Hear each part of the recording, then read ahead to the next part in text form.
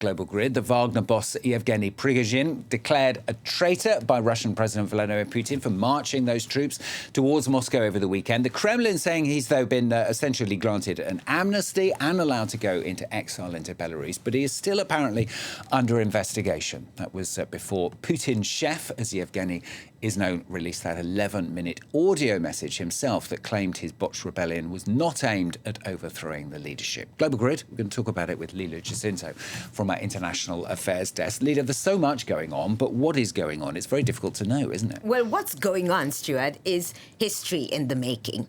And when it comes to history, what you often have is a very specific context, but also generic dynamics at work. I mean, the most obvious dynamic that's happening is the question of armed men not answerable to state control. You can call them militias, mercenaries, or warlords with fighters. And what's happening with Wagner is that this group was supposed to conduct its operations abroad. But now the chickens are coming home to roost. And what brought them home was the Ukraine war. And this is another very historic thing, because if you look at Russian history, you will see what has often happened in Russian history is that wars have been a trigger for major change, whether it's the war in Afghanistan and the collapse of the Soviet Union, the Russian Revolution in First World War, the Russia-Japanese War, and the 1905 revolution. This is a time of incredible change.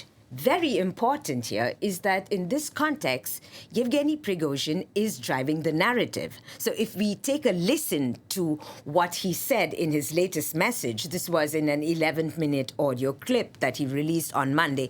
We have a little short from that, sound on tape. Let's hear him. The civilians were glad to see us. We showed a masterclass on how the 24th of February 2022 should have looked like. We did not have the goal of overthrowing the existing regime and the legally elected government, which was said many times. We turned around in order not to shed the blood of Russian soldiers.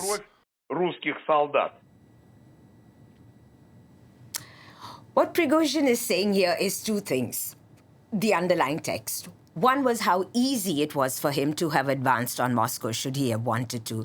But also when he talks about the masterclass of oligarchs, and he's talking about bloodshed and avoiding bloodshed and chaos, he's directly actually referring to the 1990s, which is the central part of Putin's raison d'etre. It was the reason why he held on to power, grasped power, and it's the raison d'etre for addressing the spoils that were lost in the Ukraine war.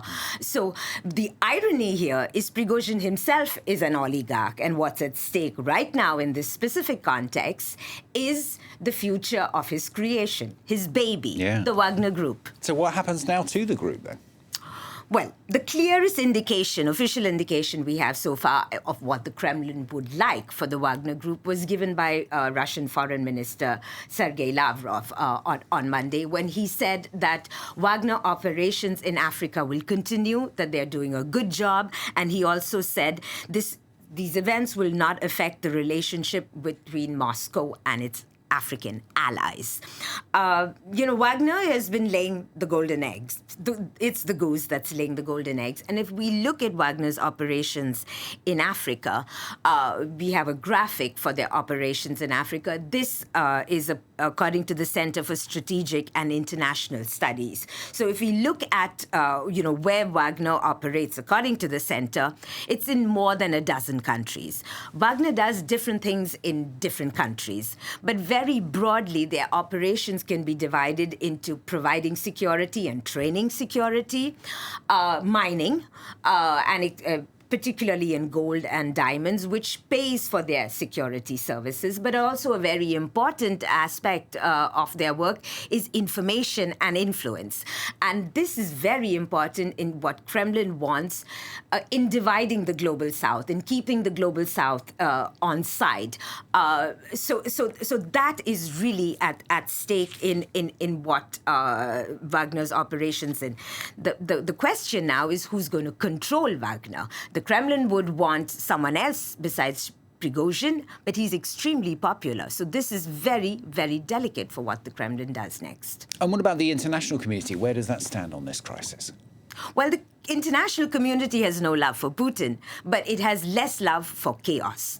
And Prigozhin is not someone that the international community believes can bring order. So in a way, the international community's choices are between the bad and the worst. And they really actually have a hands-off approach, despite what Kremlin says, as usual, that the West is behind this. U.S. President Joe Biden had specifically said that the U.S. is not involved in this. So the international community for now would actually prefer order rather than chaos. This is a nuclear armed state, and nobody wants chaos in a nuclear armed state.